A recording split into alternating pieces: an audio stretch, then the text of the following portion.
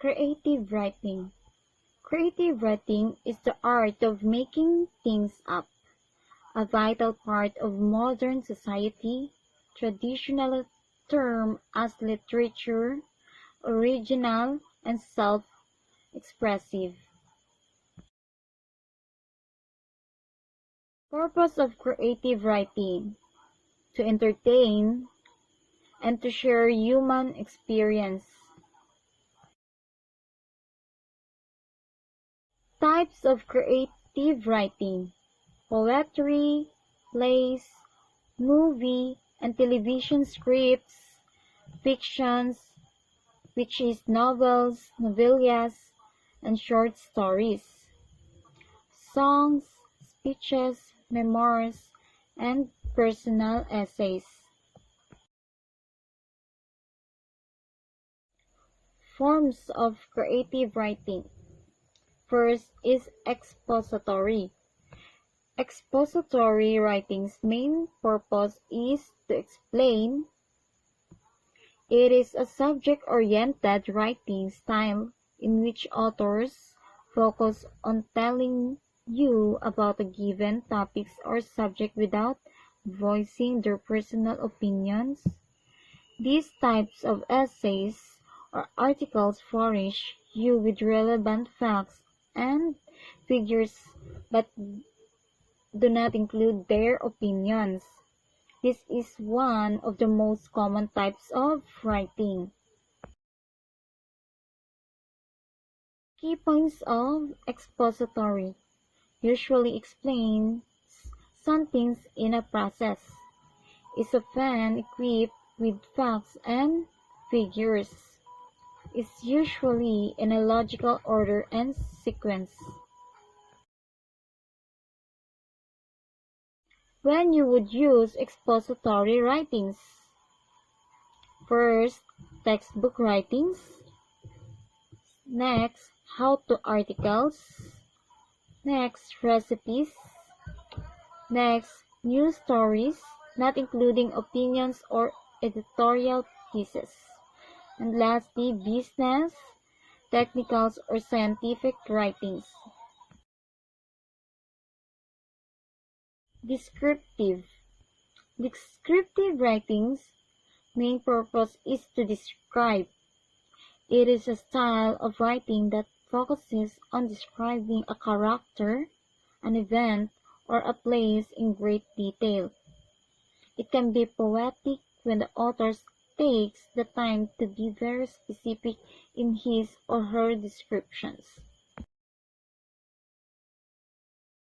Key points of descriptive: it is often poetic in nature. It describes places, people, events, situations, or locations in a highly detailed manner. The author visualizes what he or she sees, hears, tastes, smells, and feels. When you would use descriptive writings: you can use descriptive writings in the poetry, journal or diary writings, nature writings, and descriptive passage in fictions. Third, persuasive. Persuasive writing's main purpose is to convince. Persuasive writings contains the opinion and biases of the author.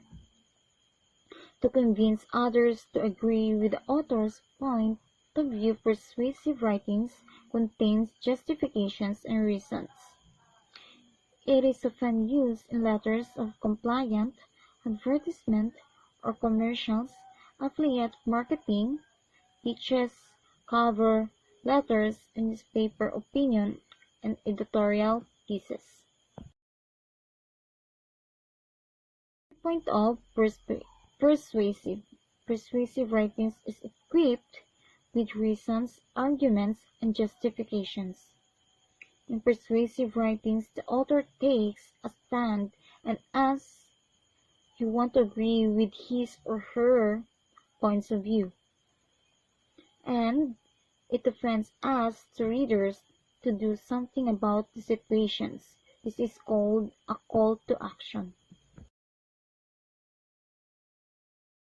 When you would use persuasive writings, you can use persuasive writings in opinion and editorial newspaper pieces, advertisement, reviews, which is books, music, movie, restaurants, and etc.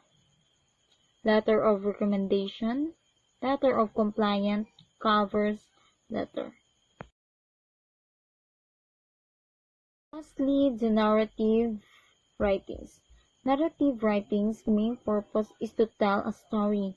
The author will create different characters and tell you what happened to them. Sometimes the author witnesses from the point of view of one of the characters. This is known as the first-person narration.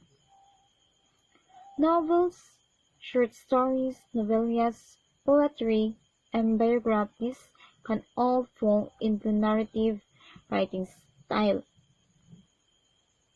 Narrative writings, simply narrative writings, answer the question, what happened then?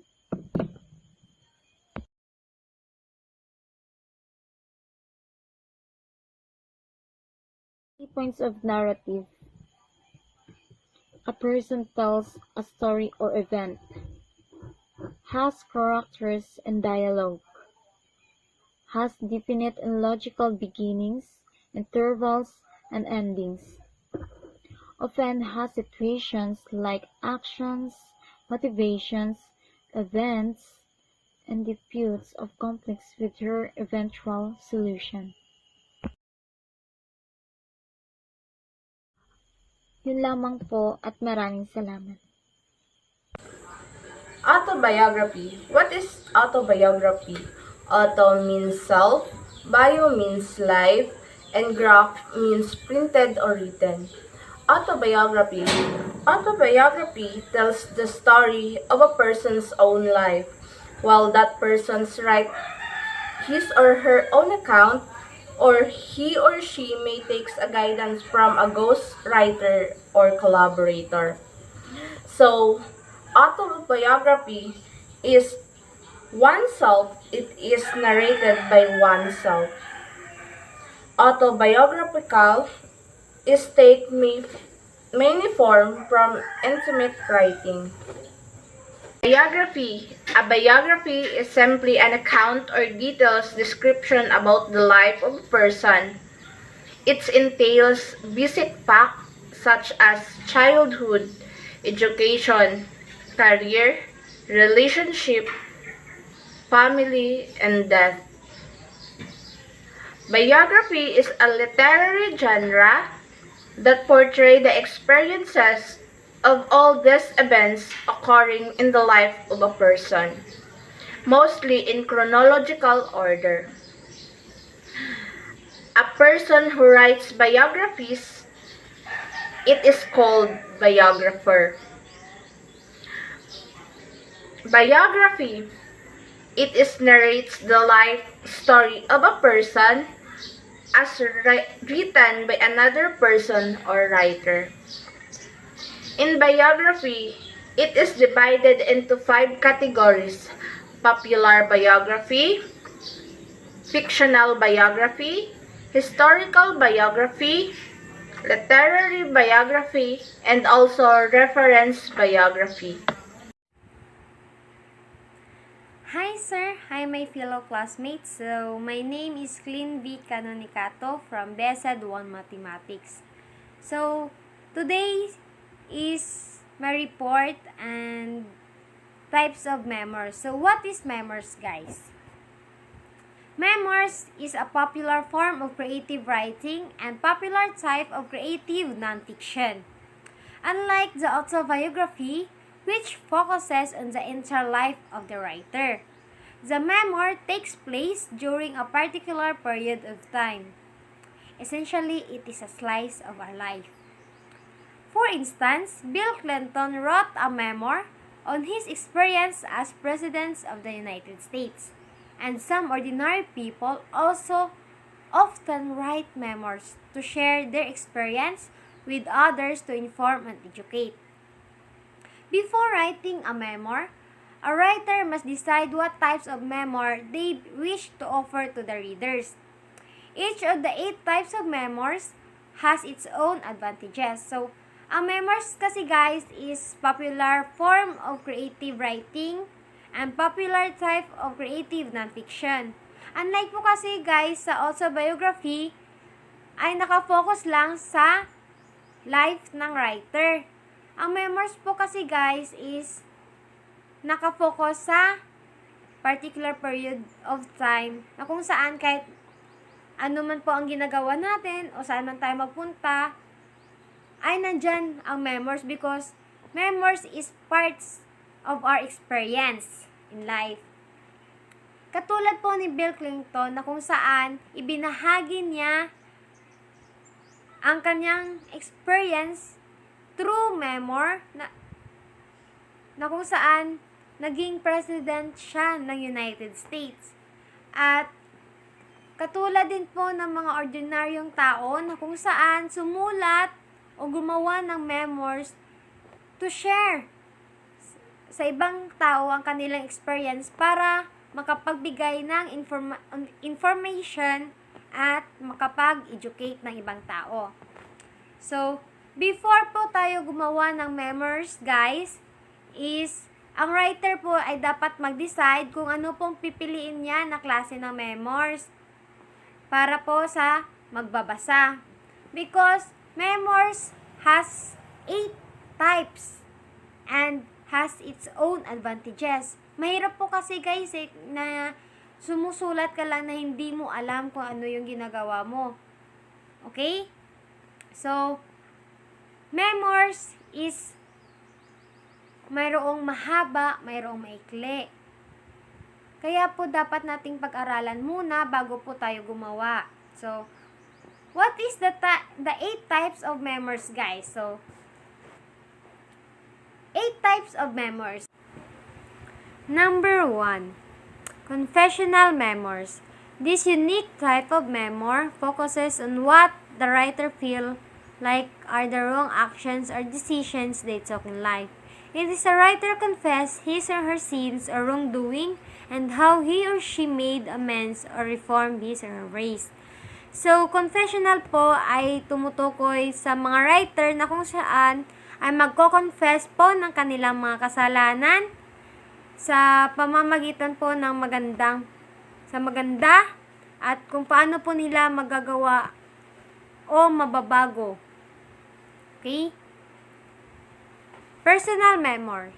This has been traditionally the most popular type of memoir. It offers a glimpse at the writer's personal life experience like child abuse in a certain segment of time. It may be an adventure that they had an illness they had to fight or the divorce they had to endure. The personal memoirs always focuses on specific experience or event, why that event may have occurred, and what the writer learned after the situation resolved. So, personal memoirs po ay tumutukoy sa personal life experience. Katulad po ng child abuse, illness, at divorce ng mga tao na kung saan na-experience nila. Okay? Ang personal life po kasi ay tumutukoy sa experience or event ng tao. Okay? At kapag naka-experience ka, paano mo ito mariresolba ang situation? Okay? Number 3. Portrait memoirs. This unique type of memoir is the only one that is written by someone other than the actual person. It's based on the experiences or events of a person who has documented them truly in some way. So, portrait po ay tumutukoy po sa writer na kung saan sinulat po ng ibang tao other than the actual person. Ang portrait po kasi ay naka-base po sa experience or events ng isang tao na kung saan documented po. Documented, okay? Number 4, personal memoirs. This type of memoir is written from the perspective of the writer's professional life. If someone has a politician, almost all presidents write a memoirs as a form of historical record and to share their experiences. So, professional memoirs po ay tinutukoy dito ay katulad po ng mga politician na kung saan kapag ikaw ay president ay magsusulat ka ng memoirs upang magbigay po ito ng historical record sa mga tao at makukuha tayo ng mga experience kung paano po nila nakamit or napagtagumpayan yung kanilang naranasan. Okay? Number 5. Public memoirs. Some people live their lives as a very public way. Celebrities would be associated with these types of memoir, but so would anyone that lives their life in the public eye on a regular basis. A public memoir is a little different because the goal is to let readers get to know the writer in a more personal way than the public lens allows. So, public memoirs po is, ang tinutukoy niya po dito is people live their life in a very public way. So, celebrities or ano pa man ay hindi nakabase po sa ibang memoirs dahil public memoirs po ay different sa iba dahil ang goal po kasi ng public memoirs dito ay ang readers po ay kung saan kilalanin pa ang writer or kung sinong writer ang sumulat ng mga memoirs, okay? Number 6, transformational memoirs. These memoirs is one of the most common type of memoir today. The transformational memoir should also include what the writer found or learned at the end of the journey. Transformational memoirs include coming of age memoir, overcoming addiction or challenging circumstances, embarrassing religion or spiritually, and the changes that decision help to the create. Transformation memoirs is kung saan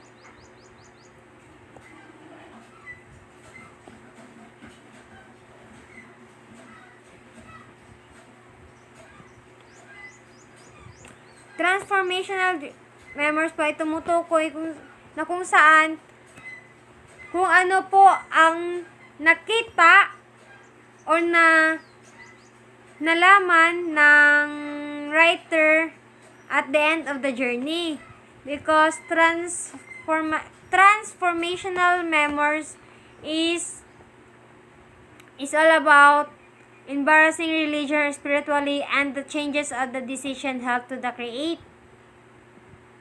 And overcoming addiction or challenging circumstances. Okay? Number 7, travel memoirs. This type of memoir focuses on the personal adventure of the situation and challenges the writer may have faced and overcome. Some writers have had notable experiences while traveling. Often the writer narrates a story about a personal adventure. So, travel memoirs is all about adventure, guys. Kahit saan man kayo magpunta o ano man po yung ginagawa ninyo or kahit saan man po kayo mag-travel, yung mga experience nyo na nagta-travel kayo. Because travel memoirs is personal adventure, okay? Number 8, the last. Spiritual quest memoir is focused on the search for spiritual meaning and purpose. The writer is spiritual seeker. So, spiritual memoirs is nakafocus po dito ang mga spiritually meaning and kung ano po yung mga purposes. Okay? Because spiritual is very important to each and everyone. Okay, guys? And that's all. Everyone, I'm Nastrindi Bandila, and this time I'm going to discuss to you the topic that our leader assigned to me. Okay, so my topic is form of diary. Okay, so when we say diary, it is a book in which you write down your personal experiences and thoughts each day. Okay, so dito sinusulat yung mga experiences araw-araw, yung mga gusto mong, yung mga naiisip mo sa araw na yon na gusto mong gawin, dito mo sinusulat sa diary. Okay, so here's the different forms of diary. Okay, so first is we have the academic diary. Academic diary can take some distress and hassle out of your life by making sure you manage your responsibilities for school better.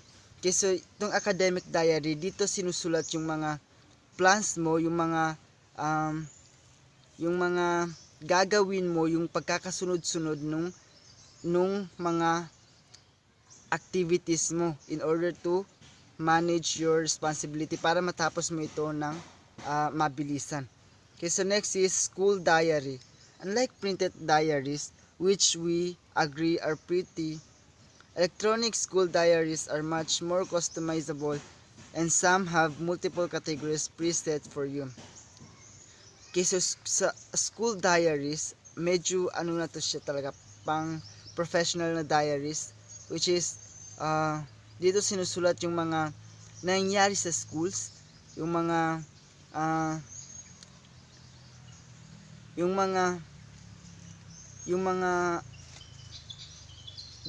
development ng schools, dito sinusulat sa school diary.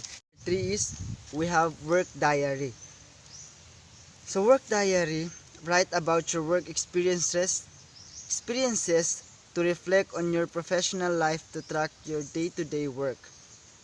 Okay, so dito sinusulat yung mga experiences natin sa work to reflect on your professional life track para masubaybayan natin yung mga day-to-day work natin. So dito sa work. Okay, so next is health diary. A health diary is not just a list of medical readings. Okay, so yung health diary daw, hindi lang siya list ng mga medical, kundi it is also a way to record feelings, goals, activities, at yung mga result ng mga health natin. Dito siya nire-record. Next is we have food diary. Okay, so a food diary are an excellent way to track what you're eating. Okay, so sa food diary, dito sinusulat yung mga gusto at hindi mo gustong kainin. Dito rin sinusulat yung mga nakain mo na. Gusto rin sinusulat yung mga gusto mo pang kainin sa food diary. Okay, so next is we have secret diary. everybody has certain things that they don't wish to share with others. Kasi sa secret diaries, dito sinusulat yung mga personal na talaga na information sa atin. Yung mga sikreto na talaga natin, dito sinusulat sa secret diaries. Halimbawa, may mga crush-crush tayo. Tapos, ayaw nating sabihin sa iba. So, gumagawa tayo ng secret diaries na dun lang talaga nakasulat yung about sa crush natin. Parang ganon. Okay, so next is, we have wedding diary. So, there are so many moving parts involved in your big day that it's easily to lose sleep. Kasi sa wedding diary, dito sinusulat yung mga events na nangyari sa wedding ng isang tao. Dito sinusulat sa wedding diary. Okay, last is electronic diary. Whatever your reasons for keeping a diary, you will surely appreciate the ease and convenience of an electronic diary. Kesa sa electronic diary, ito na yung diary na makikita sa cellphone, sa laptop, basta sa mga gadget, makikita itong electronic diary. So, mas madali daw siyang gamitin kasi nga, hindi mo na siya sinusulat. Tinatype mo na lang yung gusto mong isulat doon. Tinatype na lang. Tapos, yung mga maganda daw na isulat sa electronic diary is yung mga wedding diary, yung mga secret diary. Kasi daw, ano na talaga siya, naka-private talaga siya, so hindi talaga siya makikita unless na i-open mo yung diary na yon. Okay, so yun yung mga forms of diary. Okay, so we have 8 forms of diary.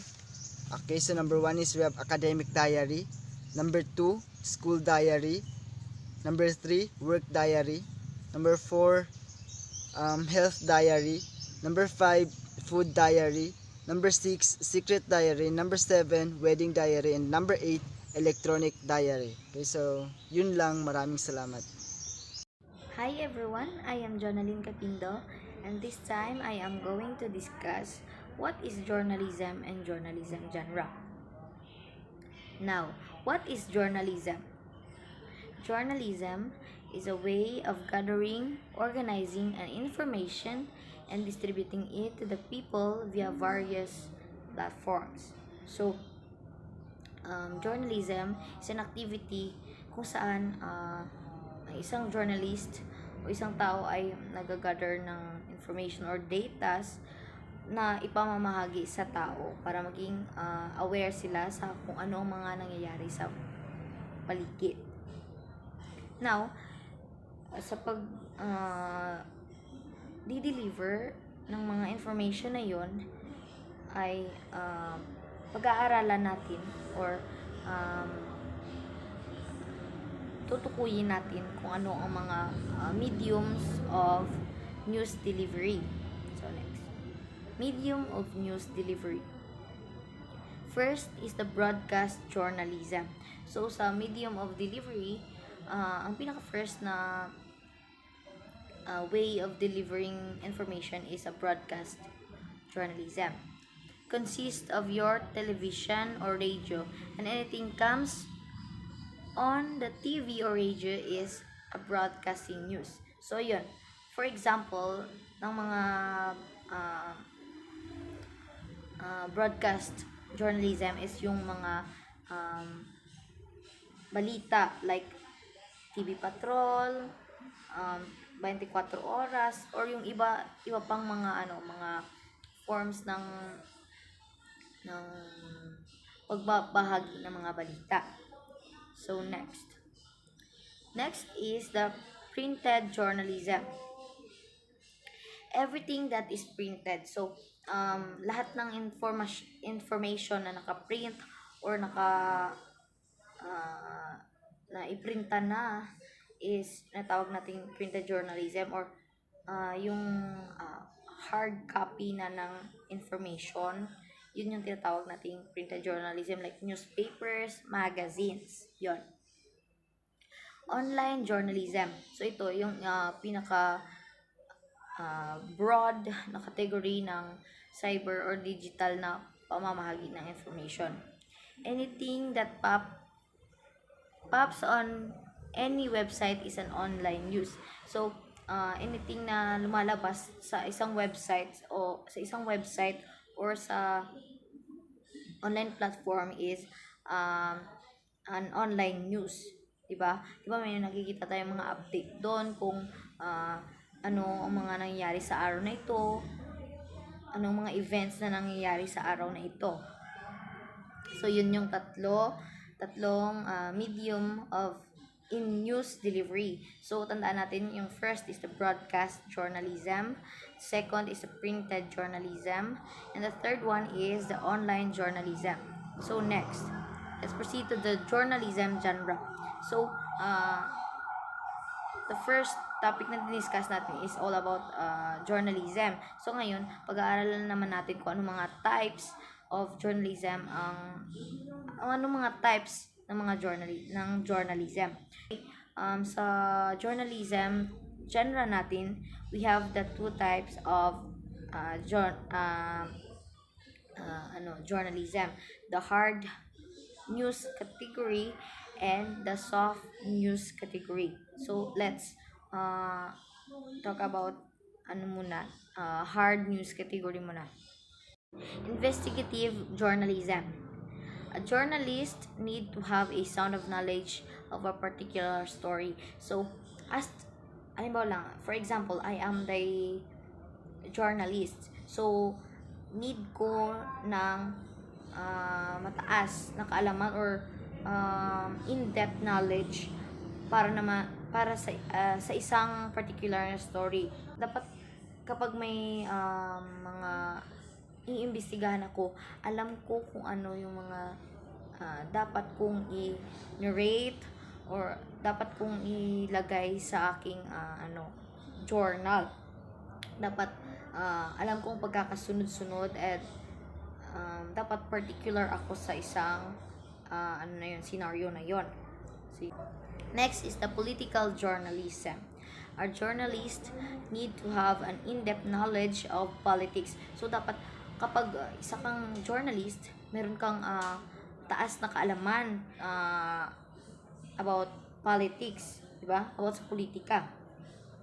He should know about the political leaders, parties, policies, and political events. So, yun yung sinabi ko. Dapat meron kang alam. Alam mo kung ano ang mga nangyayari sa loob ng ng politika.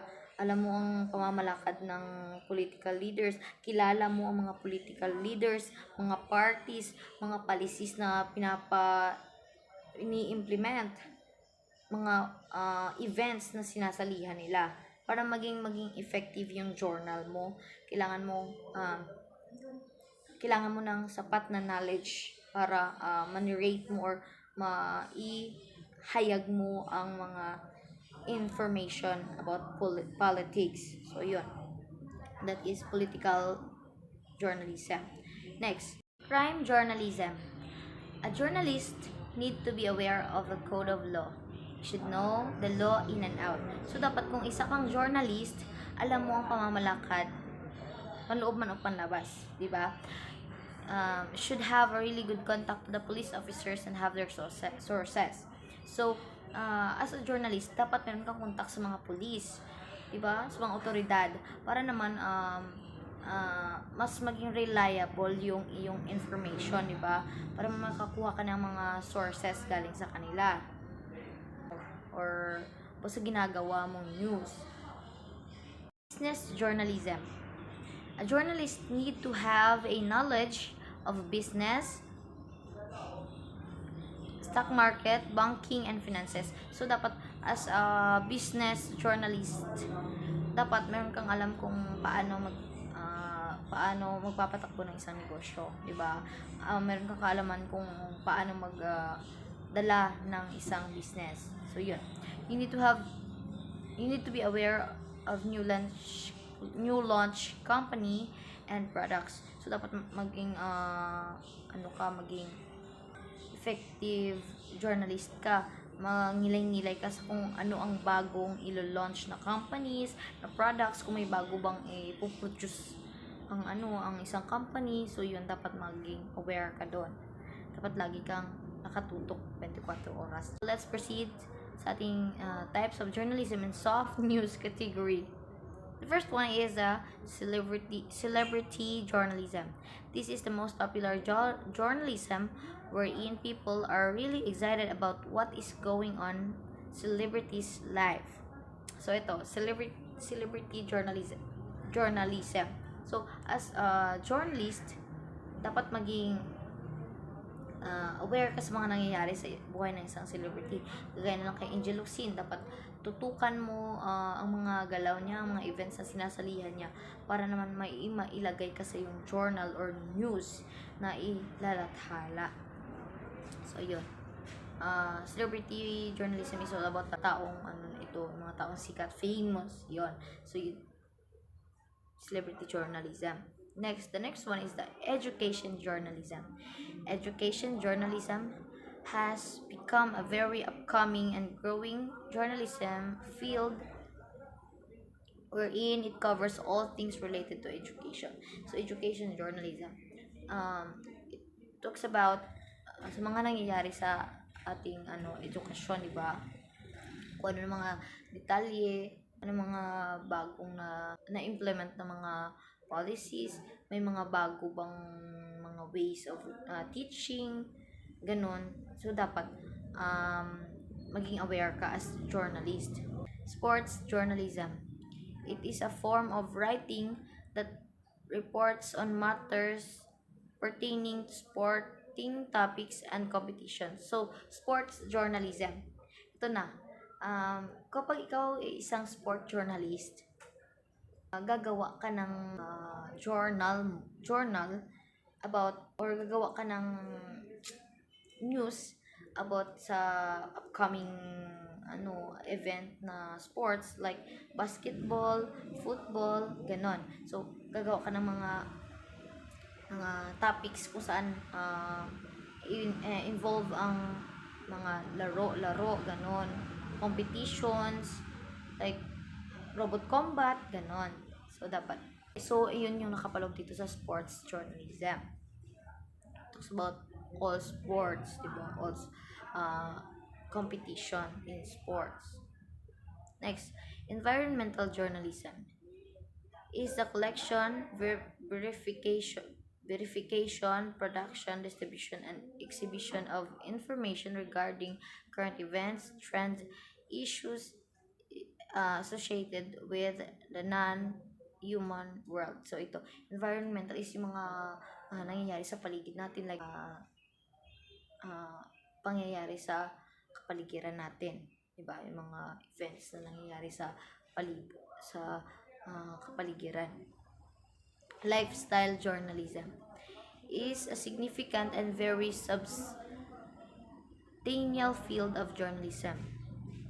So, sa lifestyle na to is nakakover nito is yung mga healthy lifestyle mo, yung mga pamamaraan mo sa kung paano maging healthy, paano maging maingat sa katawan, di ba? Maingat sa health. So kasali na dito ang interior decoration, clothing, cooking or baking, and gardening. So paano ka organize ng things mo, paano ka manamit, paano ganon. So lifestyle journalism, it talks about pag-aalaga sa sarili, di ba? It talks about sa pamamaraan, sa pamamaraan kung paano mo dinadala yung buhay mo or sarili mo, ganon. Next is a weather journalism. Helps people understand the world around them and make more informed decision for themselves. So weather journalism talks about anong panahon, kung ano ang magiging galaw ng panahon ngayon. Halimbawa na lamang sa TV, di ba, sa TV, sa ating broadcast journalism, makikita natin doon halimbawa sa TV Patrol, di ba meron tayo sa last part ng is may weather forecast. Kung saan pinapakita kung ano yung mga sistema ng panahon sa ngayon. So yun, as a journalist, yun yung ginagawa mo. Pag-aaralan mo kung ano ang magiging lagay ng panahon, and to help people or to inform people na ganito ngayon, maaraw ngayon at maulan mamayang gabi, ganon. So yun yung sa weather journalism. Ito ay nakakatulong para maunawaan natin kung ano ba talaga ang galaw ng mundo. Yon. That's all. I hope may natutunan kayo sa aking mga sinabi.